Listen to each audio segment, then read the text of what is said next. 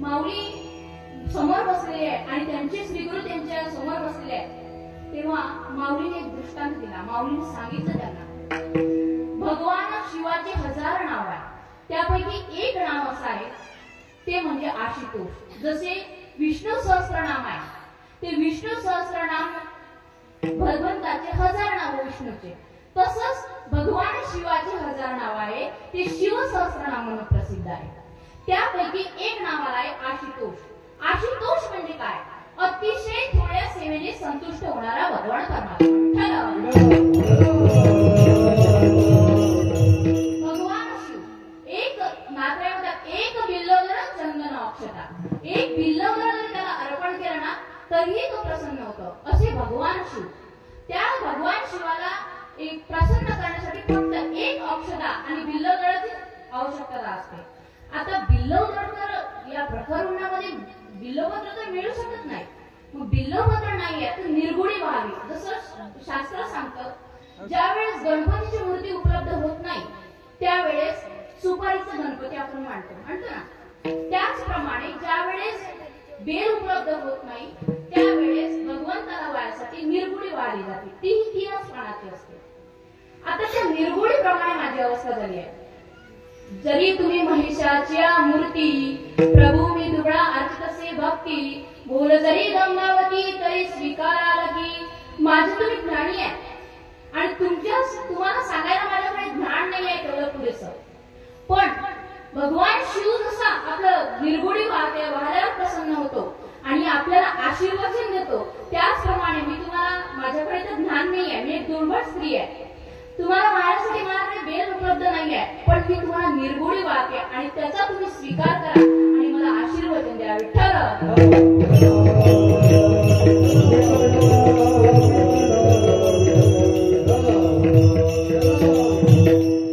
आपल्या भारताचे प्रथम पंतप्रधान पंडित जवाहरलाल नेहरू यांनी डिस्कव्हरी ऑफ इंडिया नावाचं पुस्तक लिहिलं. पुस्तक सुंदर आहे, इंग्रजी भाषेमध्ये आहे. ते जेव्हा मी वाचलं आणि वाचल्यानंतर मला त्याचे 2 वाक्य आवडले. पहिलं वाक्य असं होतं की जगात जेवढे संत झाले नाही, जगात तेवढे संत एकट्या महाराष्ट्रात झाले. बरोबर आहे ना? पण दुसरं वाक्य चांगलं नाही आहे, परंतु तरीही मला इथे आवर्जून सांगावं असं वाटतं. दुसरं वाक्य असं होतं की एवढे संत होऊन ते महाराष्ट्राला कळले नाही की महाराष्ट्राचं मोठं दुर्दैव आहे. बरोबर आहे ना?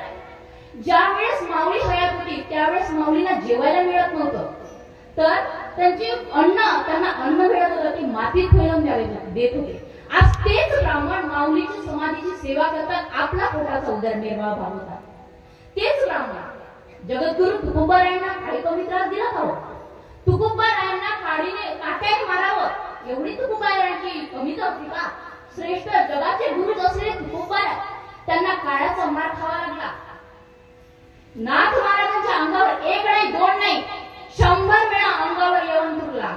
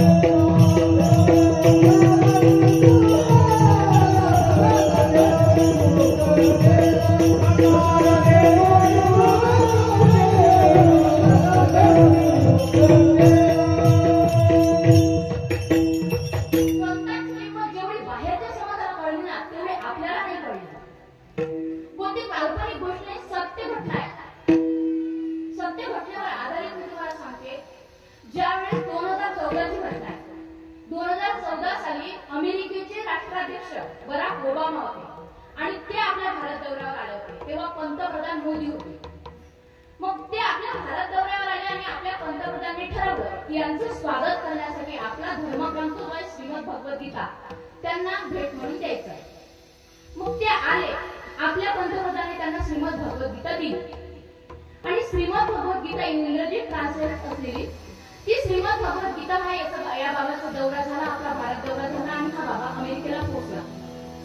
तेव्हा त्याने त्याच्या पीएला विचारलं, हे याची भारतीयांवर भारतीयांची याच्यावर अपार श्रद्धा आहे. त्याला कुतूहल निर्माण झालं.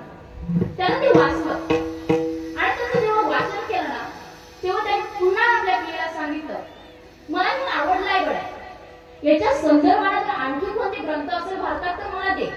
आता श्रीमद भगवद्गीतेच्या संदर्भात कोणता ग्रंथ असणार? ज्ञानेश्वरी. मग ज्ञानेश्वरीचं इंग्रजी भाषांतर तिकडे मागवलंय बरं. ज्ञानेश्वरीचं इंग्रजी भाषांतर या बाबाने 8 दिवस वाचलं आणि ज्ञानेश्वरी वाचल्यानंतर पत्रकार परिषद झाली. पत्रकार परिषदेत पहिलाच प्रश्न विचारला गेला की तुम्ही भारत दौऱ्यावर गेले होते आणि भारत दौऱ्यावर गेले असले तुम्हाला सर्वात जास्त आवडलेली गोष्ट कोणती? तेव्हा त्याने पहिल्याच वाक्यात म्हटलं, जगाच्या पाठीवरचं महान तत्वज्ञान म्हणजे भारतातील ज्ञानेश्वरी.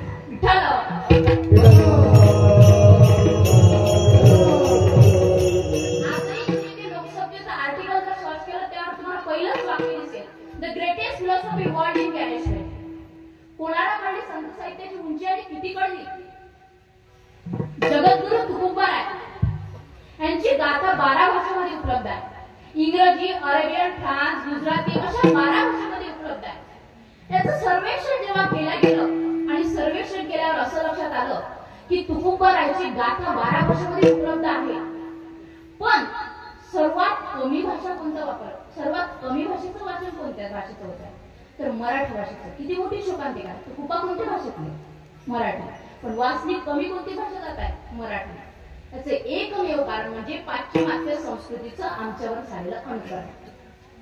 आमचा विकासाचा आलेख प्रतिक्षणाला वर्धमान होत आहे, पण संस्कृतीचा आलेख मात्र ढासळत आहे. याचं एकमेव कारण म्हणजे पाश्चिमात्य संस्कृतीचं झालेलं आमच्यावर झालेलं अनुकरण. हे 2 वर्ग शिकत नाही कॉलेजचे कुमार म्हणतात I believe not God, I believe not God. अरे देवच म्हणायला तयार नाही. देवाचं अस्तित्व आहे की नाही? देव कसाही मिळते का महाराज? कसाही नाही. त्यासाठी भावाची गरज आहे. भावबळे आपले एरवी ना पडे, भावे गावे गीत शुद्ध करुणी या चित्त. एवढा प्रभू भावे तिने संपुष्टी. काही न लागे भावाची काढ, काही न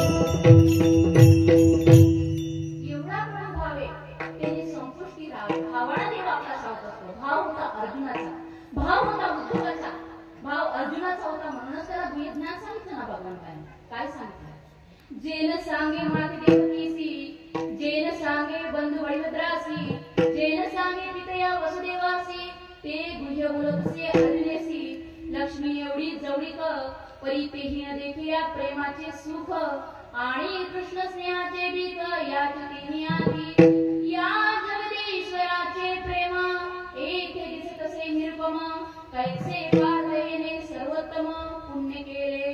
भाव अर्जुनाचा होता. अर्जुनाच्या हृदयामध्ये देव होता. प्रत्येकाच्या हृदयात राम आहे. तैसा हृदयामध्ये मी राम असता सर्व सुखाचा आराम. प्रत्येकाच्या हृदयात राम आहे, पण तू दिसायला पाहिजे ना. आता मला सांगा, कोरोना आहे ना? आहे ना कोरोना? मग पाहिला ना कोणी? नाही. आहे का? मग नाही का? पाहिला नाही का? मग नाही का? आहे. पाहिला का? नाही. अदृश्य व्हायरस. अदृश्य व्हायरस जर लाखो लोक मारू शकतो, तर यातून फक्त आणि फक्त न दिसणारा देवच करू शकतो.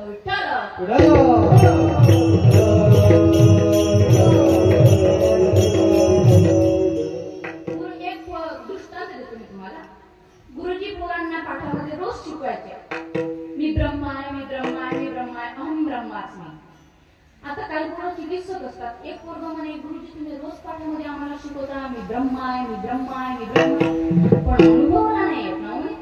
अनुभवाला आलं पाहिजे ना. म्हणे आपण अनुभवाचं मंत्र बघू. तू आपल्या वरच्या मजल्यात जा. तिथे कपाट आहे. त्या कपाटामध्ये लोखंडाची डबी आहे. ती लोखंडाची डबी घेऊन एक पोरग वरच्या मजल्यात गेलं. कपाट उघडलं. लोखंडाची डबी काढली आणि डबी घेऊन गुरुजीकडे आलं. आणि गुरुजीला म्हणे गुरुजी हे घ्या डबी. म्हणे बेटा ती लोखंडाची डबी आहे. त्या लोखंडाच्या डबीतला परिस्कार. ते पोरग चकारलं. कारण सामान्य माणसाला कळतं ना लोखंडाचा आणि स्पर्शाचा जेव्हा स्पर्श होतो तेव्हा लोखंडाचं काय होते सोनं. सामान्य माणसाला कळतं लोखंडाचा स्पर्शाचा स्पर्श झाला लोखंडाचं सोनं होते. ते पोरग म्हणे गुरुजी तुम्ही काय बोलता तुम्हाला तरी कळते का. म्हणे जेवढं सांगितलं तेवढं कर. तर गुरुजी तुमच्या गोळ्या संपल्या का म्हणे. डबी कशाची आहे लोखंड. खूप फारवड असतात पोरं काय बोलत सांगता येत नाही. एक पोरग म्हणे एका पोरीने मला 50% मार्क्स पडले तर माझे बाबा मला स्कूटी घेऊन देते म्हणे. मला 75% मार्क्स पडले तर माझे बाबा मला स्कूटी घेऊन देते म्हणे. तो पोरग म्हणे तू आमची काय बरोबर करतो. माझ्या बाबांनी तर मला 35%च ट्रॅक्टर घेऊन दिला म्हणे. तोही